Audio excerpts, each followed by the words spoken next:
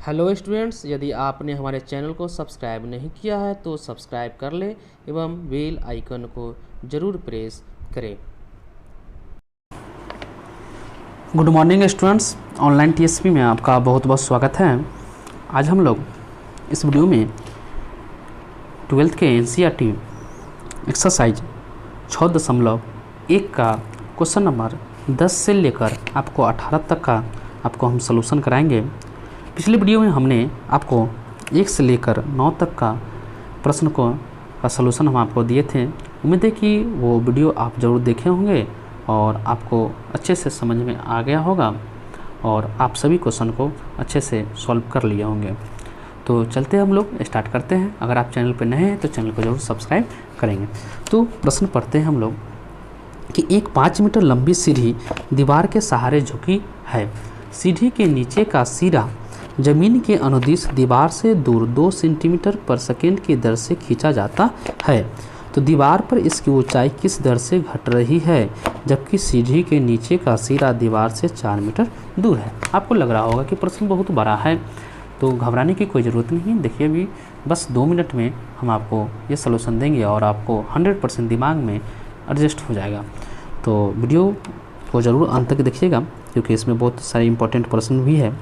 तो देखिए, आपको पता है ये क्या है, दीवार मान लेते हैं। दीवार कहाँ पे रहेगा? ज़मीन पे रहेगा। और दीवार में सीढ़ी कैसे लगती है? ऐसे लगती है। तो ये ए हो गया, ये बी हो गया, इसको मान लीजिए सी। तो 5 मीटर लंबी सीढ़ी, तो इस सीढ़ी की लंबाई कितना मीटर है? 5 मीटर। मतलब बी सी क्या है आपका? सीढ़ी है। सीढ़ी है तो इसकी लंबाई कितना है आपका? 5 मीटर।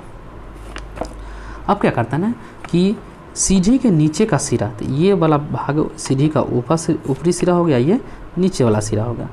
इसको जमीन के अनुदिश दीवार से दूर, मतलब ये दीवार यहाँ पे है, यहाँ से दूर 2 सेंटीमीटर पर सेकेंड की दर से खींचा जाता है। तो देखिए, यहाँ से 2 तरीक़ा से खींचा जाएगा। एक तो इधर खींच सकते हैं, एक इधर खींच सकते हैं। लेकिन प्रश्न क्या कर रहा है कि इसको ना क्या कर रहा है कि इधर खींच रहा है। इसको खींच रहा है कितना से? तो 2 सेंटीमीटर पर सेकेंड की स्पीड से इसको खींच रहा है। तो स्वाभाविक है कि जब हम इसको इधर खींचेंगे, इधर हम खींचेंगे तो ये वाला सिरा क्या आएगा? नीचे आएगा। अगर हम इसको इधर खींचते तो ये वाला सिरा ऊपर आता। आप सीधा समझते हैं कि ये आपका मान लीजिए सीढ़ी है, हम इसको ऐसे खींचेंगे, ऐसे खींचेंगे तो ये वाला सिरा जो है क्या होगा? नीचे आएगा, ऐसे होगा। तो 2 सेंटीमीटर पर सेकेंड की दर से ये खींचा जा रहा है। तो कहता है कि इसकी ऊंचाई किस दर से घट रही है। यहाँ वर्ड समझ रहे हैं, घट रही है मतलब ये किस दर से घट रही है जब सीढ़ी के नीचे का सिरा, मतलब ये क्या है आपका, दीवार से कितना हो? 4 मीटर दूर हो। तो देखिए, हमको ये पता नहीं है दीवार की ऊंचाई कितना है, तो हम मान लेंगे कि दीवार की ऊंचाई y मीटर और सीढ़ी के नीचे का सिरा और दीवार के नीचे के सिरा के बीच की दूरी x मीटर मान लीजिए। अब देखिए प्रश्न में हम लोग को क्या गिवन है कि ये x आपको क्या कर रहा है? बढ़ रहा है। कितना से? तो 2 सेंटीमीटर पर सेकेंड से, मतलब x बढ़ रहा है dx by dt plus 2 centimetre पर सेकेंड बढ़ रहा है। हमको प्रश्न कह रहा है कि ये जो घट रहा है ये किस दर से घट रहा है। तो dy बाई dt हमको चाहिए कब? जब ये x कितना हो? 4 मीटर दूर हो, मतलब x बराबर कब क्या हो? 4 मीटर हो।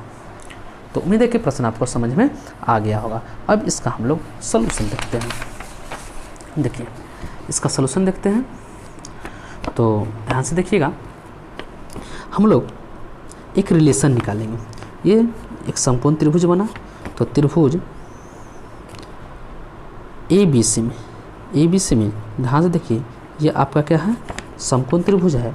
तो समकोण त्रिभुज में आपका पाइथागोरस लागू होता है। तो हमको इसको लिख सकते हैं x² प्लस y² बराबर 5 का स्क्वायर, मतलब कर्ण स्क्वायर बराबर लंब स्क्वायर प्लस आधार स्क्वायर होता है। पाइथागोरस आपको पता होगा। तो यहाँ पे x² प्लस y² बराबर 5 का स्क्वायर आपका क्या हो जाएगा? 25। अब देखिए, हमको dy बाई dt चाहिए, मतलब इस फंक्शन को, इस रिलेशन को हम लोग t के रेस्पेक्ट में डिफ्रेंशिएशन करेंगे। तो t के सापेक्ष अवकलन करने पर तो टी के सापेक्ष अगर हम अपकलन करते हैं तो एक्स स्क्वायर का हो जाएगा 2x dx D T, Y square का हो जाएगा 2y dy dt, और 25 कांस्टेंट है तो इसका हो जाएगा आपका 0। तो हमको dy/dt चाहिए, देख सकते हैं आप प्रश्न में। तो यहाँ से हम 2 dy/dt निकालेंगे तो क्या हो जाएगा प्लस 2x dx/dt, इधर आएगा तो माइनस 2x dx/dt, और 2 से 2 कैंसिल। तो यहाँ से आप देख सकते हैं y बराबर क्या आएगा कि सॉरी y नहीं, dy/dt बराबर माइनस एक्स, ये y इधर है तो इधर आएगा तो y dx/dt। अब देखिए, अब हमको प्रश्न में dx/dt बराबर दिए हुए हैं कितना +2, यहाँ पुट कर सकते हैं। x बराबर कितना दिए हुए हैं 4, लेकिन क्या y बराबर दिए हुए हैं, तो y बराबर हम लोग को दिए हुए नहीं है। तो हम लोग क्या करेंगे, y बराबर कहाँ से निकालेंगे, तो देखिए यहाँ पे x square plus Y square बराबर क्या है 25, यानी 5 का स्क्वायर 25 है। तो यहाँ से अगर हम y स्क्वायर वाला निकालेंगे तो क्या हो जाएगा 5 का स्क्वायर 25 माइनस एक्स स्क्वायर, और यहाँ से y बराबर हम निकालेंगे तो रूट अंडर क्या हो जाएगा 25 माइनस एक्स स्क्वायर। तो हम लोग क्या किए कि सभी वैल्यू को हम लोग इसमें पुट कर दिए। तो देखिए माइनस x कितना है 4, तो यहाँ पे 4 रख दिए। y कितना है, तो y बराबर root under 25 minus X square कर देते हैं। dx/dt कितना है, तो 4, सॉरी dx/dt आपका है +2, तो यहाँ पे 2 रख दिए। तो dy/dt आपका हो जाएगा -4 दूना 8 रूट अंडर 25 माइनस एक्स का स्क्वायर, मतलब 4 का स्क्वायर है, एक्स के जगह पे 4 रखेंगे तो -8। देखिए 4 का स्क्वायर 16, और 25 में से 16 जाएगा रूट अंडर 9, और -8 बटा क्या हो जाएगा 3, मतलब dy/dt हो गया -8/3 सेंटीमीटर पर सेकेंड। मतलब नेगेटिव का मतलब ये हुआ कि ये क्या हो रहा घट रहा है, पॉजिटिव आता तो बढ़ रहा है, तो बढ़ने के तो सवाल ही नहीं है। ये जब इधर हम इसको खींचेंगे तो ये नीचे ये घटेगा, तो ये आपका क्या हो गया आंसर हो गया। उम्मीद है कि प्रश्न आपको अच्छे से समझ में आ गया होगा। अब नेक्स्ट प्रश्न देखते हैं 11 नंबर। 11 नंबर क्या है, कहता है क्या है कि एक कण वक्र 6y बराबर x³ + 2 के अनुगत गति कर रहा है। मतलब कोई ये वक्र है, इसका इक्वेशन है 6y बराबर x³ + 2, इसके अनुगत गति कर रहा है। इस पर कोई कण है, तो वक्र पर उन बिंदुओं को ज्ञात करना है, कुछ बिंदुओं को ज्ञात करना है कि x निर्देशांक की तुलना में y निर्देशांक 8 गुना तीव्रता से बढ़ रहा है। मतलब कि y का निर्देशांक x के तुलना में 8 गुना ज़्यादा बढ़ रहा है, मतलब y ज़्यादा बढ़ रहा है।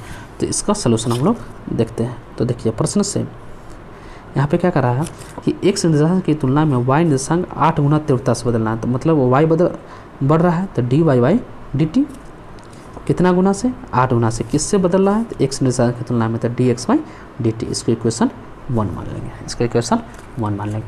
अब वक्र क्या है, वक्र का इक्वेशन क्या है, तो 6y बराबर x³ + 2, 6y बराबर x³ + 2। अब इसको हम लोग t के सापेक्ष डिफ्रेंशिएशन करेंगे, तो 6y है तो dy/dt आप लिख सकते हैं, x³ है तो 3x²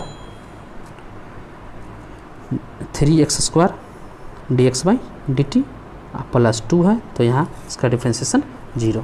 तो यहाँ पे ध्यान से देख सकते हैं कि dy/dt बराबर हो जाएगा 3x² बटा 6 इंटू dx/dt।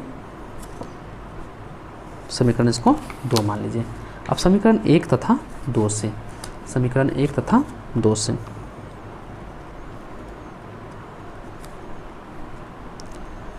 समीकरण 1 में देखिए dy/dt, और यहाँ पे dy/dt मतलब ये और ये इक्वल है, तो आपको ये और ये भी क्या होगा इक्वल होगा। तो यहाँ 8 इंटू dx/dt बराबर यहाँ हो जाएगा 3x² बटा 6 गुने dx/dt। ये आपका कैंसिल, इससे 3 दूना 6 और 2 से सॉरी यहाँ 2 है, यहाँ 8 है, ये कटेगा नहीं, तो यहाँ पे आ जाएगा x² बराबर 8 दूना 16, तो x बराबर प्लस माइनस रूट चलेगा तो प्लस माइनस 4, मतलब x का वैल्यू 4 आया, एक बार -4 आया। तो जब x बराबर 4 लेंगे, तो इक्वेशन क्या है 6y बराबर x³ + 2, तो 6y बराबर 4 का क्यूब + 2, तो 6y बराबर 4 का क्यूब 64 + 2 मतलब 66, 6 से कट गया 11, तो y बराबर क्या हो गया 11। मतलब एक बिंदु आपका हो गया कौन 4,11। फिर अब x बराबर -4 लेंगे, एक बार +4 एक बार -4, तो यहाँ पे होगा 6y बराबर x की +2 इक्वेशन था, तो 6y बराबर -4 का क्यूब +2, तो 6y बराबर हो जाएगा -4 का क्यूब -64 + 2। इसको हम इधर सॉल्व कर देते हैं, तो 6y बराबर 64 + -64 + 2 -62, तो y बराबर हो जाएगा -62/6, 2 से 31, 2 से 3, तो -31/3। तो मतलब दूसरा जो बिंदु हो जाएगा, दूसरा बिंदु हो जाएगा -4 और -31/3, ये आपका आंसर हो जाएगा, एक आपका ये आंसर हो जाएगा। तो उम्मीद है कि आपको ये समझ में आ गया होगा। अब हम लोग देखेंगे 12 नंबर प्रश्न। अब हम लोग 12 नंबर प्रश्न देखते हैं। देखिए 12 नंबर प्रश्न क्या कहता है कि हवा के एक बुलबुले की त्रिज्या 1.2 सेंटीमीटर पर सेकंड की दर से बढ़ रही है, तो बुलबुले का आयतन किस दर से बढ़ रहा है जबकि त्रिज्या कितना हो 1 सेंटीमीटर। तो आप समझ रहे हैं कि ये क्या है आपका, मान लीजिए कि बुलबुला है, तो बुलबुला किस टाइप का रहता है, गोला टाइप का रहता है, गोलाकार रहता है। तो बुलबुले की त्रिज्या जो रेडियस है वो कितना से बदल रहा है, तो 1.1/2 सेंटीमीटर पर सेकेंड, मतलब त्रिज्या dr और सेकेंड तो मतलब dt, तो dr/dt 1/2 सेंटीमीटर पर सेकेंड बढ़ रही है, तो प्लस में। तो कह रहा है बुलबुले का आयतन मतलब dv/dt क्या होगा, आयतन किस दर से बढ़ रहा है जब त्रिज्या कितना हो 1 सेंटीमीटर हो। बहुत आसान प्रश्न है। तो हम लोग क्या जानते हैं, हम लोग जानते हैं गोला का आयतन क्या होता है 4/3 πr³। तो जो गोला का आयतन होगा वही क्या होगा आपका बुलबुले का आयतन होगा। तो बुलबुले का आयतन हम लोग क्या लिखेंगे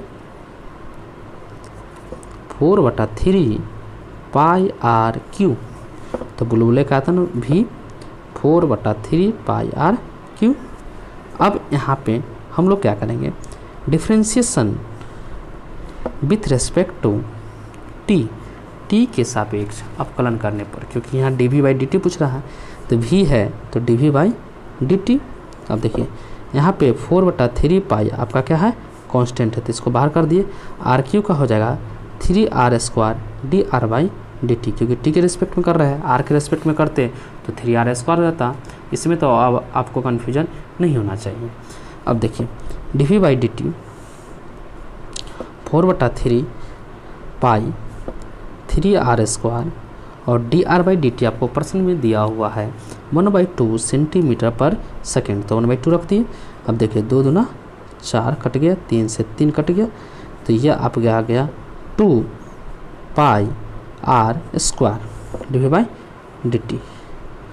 अब क्या करेंगे, अब कहता है जब r बराबर 1 सेंटीमीटर, जब r बराबर 1 सेंटीमीटर हो तब dv/dt क्या होगा, तो देखिए 2 पाई और r के जगह पे 1 का स्क्वायर मतलब 2 पाई आ जाएगा। अब इसका यूनिट हमको देना है, तो आप आराम से यूनिट दे सकते हैं। यह वॉल्यूम है और सब सेंटीमीटर में है, तो यहाँ पे 2 पाई सेंटीमीटर क्यूब, नीचे टाइम है तो आपको क्या हो जाएगा सेकेंड। ये आपका आंसर हो गया। तो इसका आंसर हो गया 2 पाई सेंटीमीटर क्यूब पर सेकेंड। आप देख सकते हैं, आपको आराम से समझ में आ गया होगा। अब हम लोग अगला प्रश्न देखते हैं 13 नंबर प्रश्न। 13 नंबर प्रश्न क्या कहता है कि एक गुब्बारा सदैव गोलाकार रहता है का परिवर्तनशील व्यास 3/2 × 2x + 1 है, तो x के सापेक्ष आयतन के परिवर्तन की दर ज्ञात कीजिए। मान लीजिए ये गुब्बारा है, सदैव गोलाकार रहता है और इसका व्यास जो है परिवर्तनशील व्यास, परिवर्तनशील व्यास कहने का अर्थ है कि ये इसके व्यास में परिवर्तन हो रहा है, व्यास में परिवर्तन हो रहा है, तो आपको किस में परिवर्तन होगा, त्रिज्या में भी परिवर्तन होगा। तो क्या कहता है कि x के सापेक्ष आयतन के परिवर्तन की दर ज्ञात कीजिए। तो देखिए इस प्रश्न में हम लोग क्या करेंगे कि परिवर्तनशील व्यास कितना है, d बराबर आपका 3/2 2x + 1 d, तो हम लोग सबसे पहले आर निकालेंगे। तो आर क्या होता है, व्यास की आधी होती है, तो d/2, तो 3/2 इंटू 2x + 1/2, तो ये 2 नीचे आ जाएगा, तो हो जाएगा 3/4 इंटू 2x + 1। ये आपका क्या हो गया, त्रिज्या हो गया। ये रेडियस त्रिज्या 3/4 इंटू 2x + 1। अब हम लोग क्या जानते हैं, फार्मूला लगाएंगे गुब्बारा का आयतन का फार्मूला। तो गुब्बारा गोलाकार है, तो जो गोला का आयतन होगा वही गुब्बारा का आयतन होगा। तो गुब्बारा का आयतन का फार्मूला होता है 4/3 πr²। तो v बराबर हो गया 4/3 पाई, और r की जगह पे क्या लिखेंगे, 3/4 इंटू 2x + 1 का क्यू।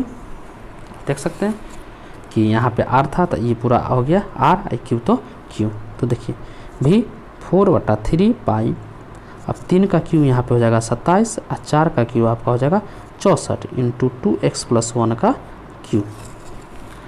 तो इसको पहले सॉल्व कर लेंगे। 9 × 27, 4 से 16 जगह 64। अब यहाँ पे हो जाएगा v बराबर 9π/16 इंटू 2x + 1 का क्यू। ये तो वॉल्यूम निकल गया।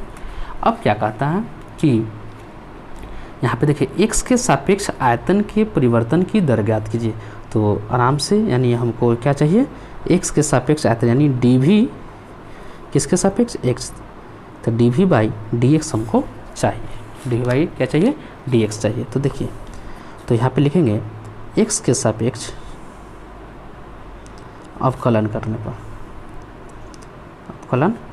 पर, तो x के सापेक्ष अगर हम अवकलन करते हैं तो देखिए ये v है, तो यहाँ पे हो जाएगा dv/dx।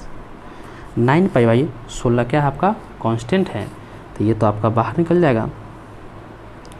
और 2x + 1 का क्यू है, तो पहले पावर का काम करेंगे, तो पावर आगे आएगा और पावर में से 1 घटेगा, स्क्वायर हो जाएगा, फिर 2x का हो जाएगा 2 और 1 का हो जाएगा 0। अब हम लोग क्या करेंगे कि देखिए 2 से ये 8, 9 × 27 π/8 तो 2x + 1 का होल स्क्वायर, यानी dv/ आपका dx, ये आपका क्या हो जाएगा, आंसर हो गया। तो देख सकते हैं आपको आराम से 13 नंबर प्रश्न आपको समझ में आ गया होगा, और इस टाइप से आप प्रश्न बना सकते हैं। अब हम लोग 14 नंबर प्रश्न को देखेंगे। 14 नंबर प्रश्न आपके लिए काफ़ी इम्पोर्टेंट है। यहाँ से अगर प्रश्न आता है तो आपको 5 नंबर का पूछा जाएगा। तो ध्यान से देखिए, बहुत अच्छा सलूशन इसका हम देंगे, और आपको उम्मीद है कि आपको ज़रूर समझ में आ जाएगा।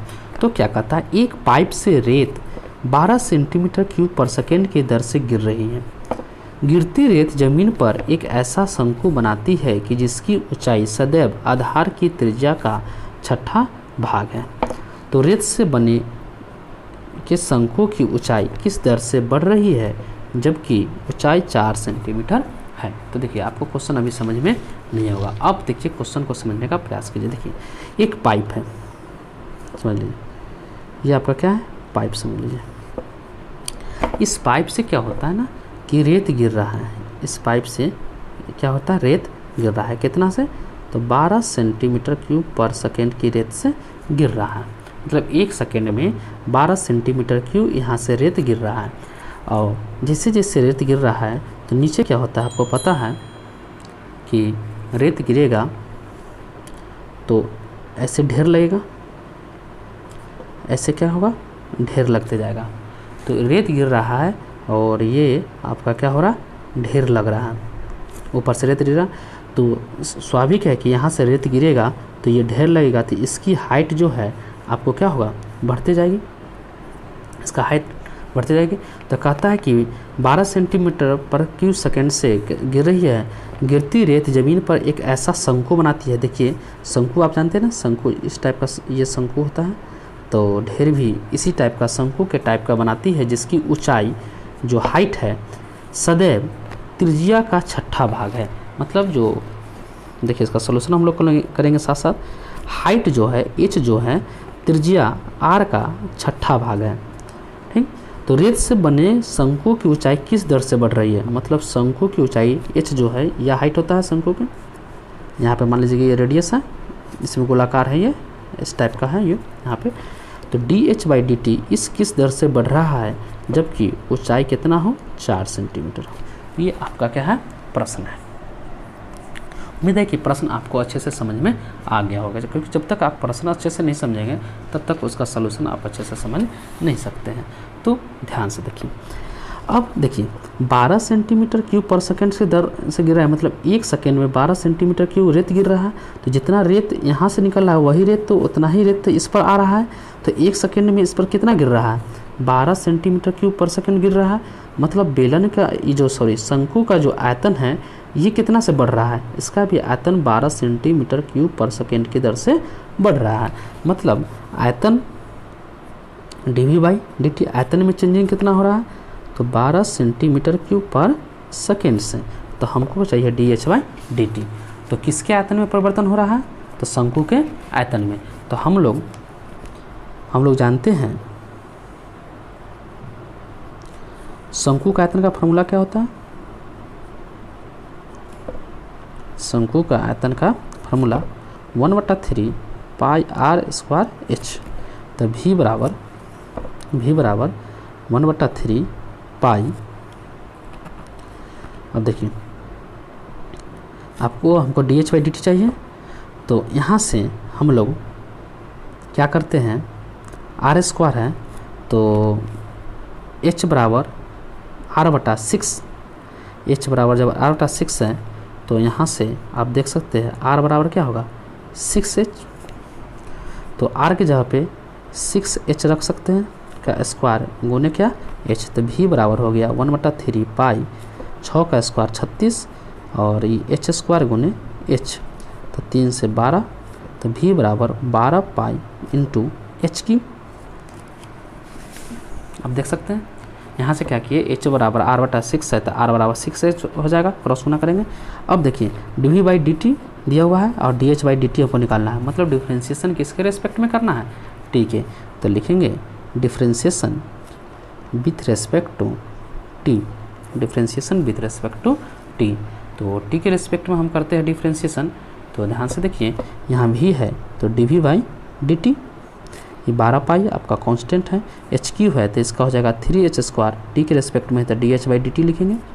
अब देखिए जब h कितना हो, आपको दिए हुए प्रश्न में आप देख सकते हैं 4 सेंटीमीटर।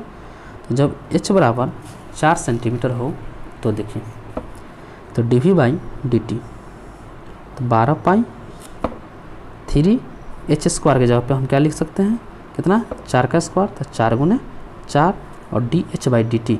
तो dH/dt कितना दिए हुए हैं, तो आपको dH/dt तो निकालना ही है, तो dH/dt हम लोग लिख दिए।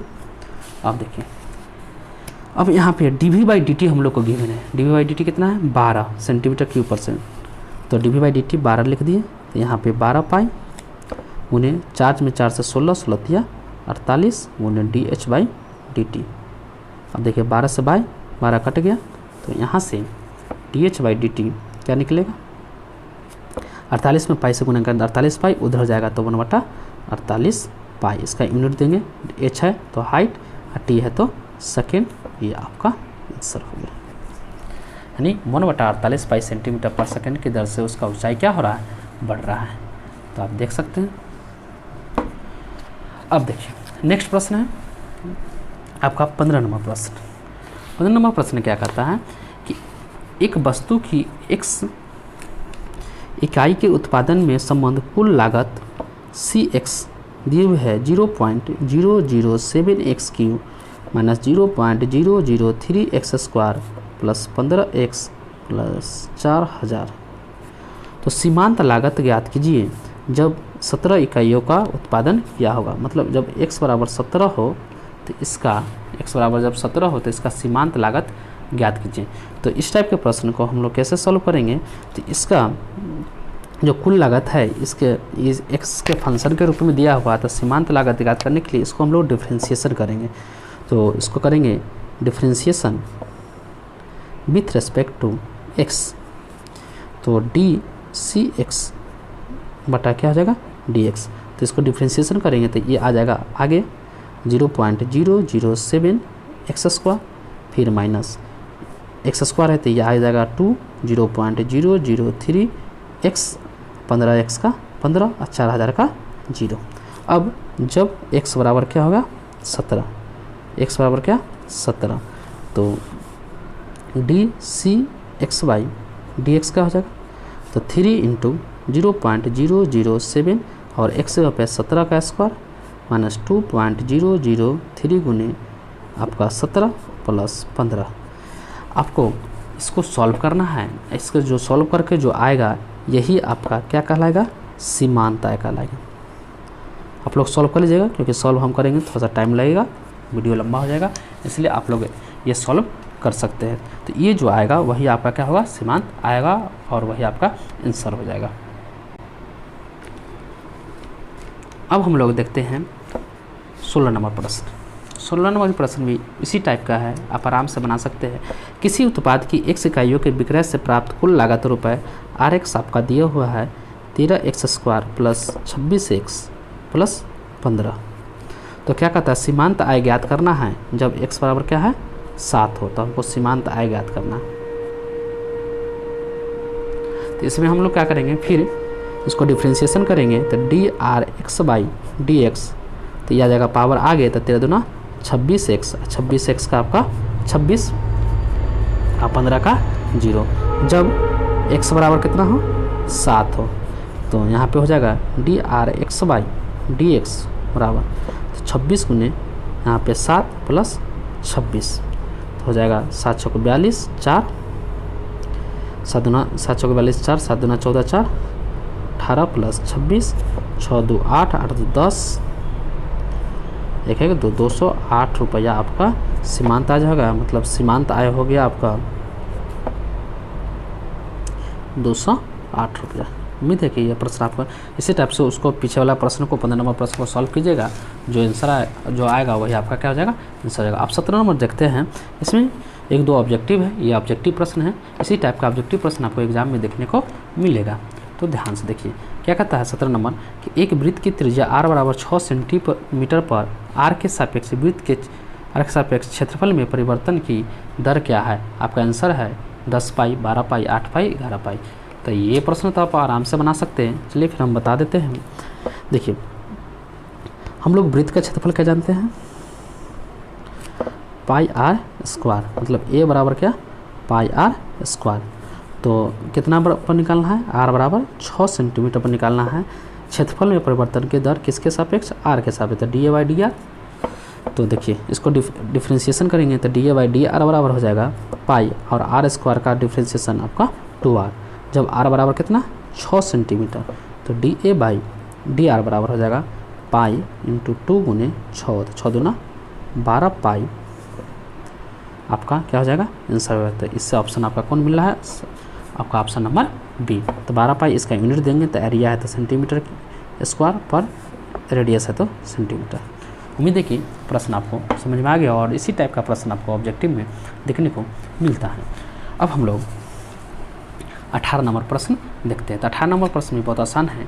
कहता है एक उत्पाद की x इकाइयों से विक्रय से प्राप्त कुल आय रुपये में RX बराबर 3x² प्लस 36x प्लस 5 है से परित है। जब x बराबर 15 तो सीमांत आय क्या होगा। तो इस प्रश्न को आप लोग क्या करेंगे, वैसे डिफ्रेंशिएशन कर लेंगे और x बराबर 15 पुट कर देंगे। इस प्रश्न को आप लोग खुद बनाइएगा और उसका आंसर आप लोग कमेंट बॉक्स में दीजिएगा कि A आ रहा है कि B आ रहा है कि C आ रहा है कि D आ रहा है। तो उम्मीद है कि आपको आज का सलूशन अच्छा से समझ में आ गया होगा और आपका एक्सरसाइज 6.1 आपका कंप्लीट हो गया है। अब हम लोग नेक्स्ट वीडियो में इंक्रीजिंग डिक्रीजिंग फंक्शन के बारे में पढ़ेंगे और उससे रिलेटेड आपका एक्सरसाइज 6.2 का जो भी क्वेश्चन होगा हम लोग सॉल्व करेंगे।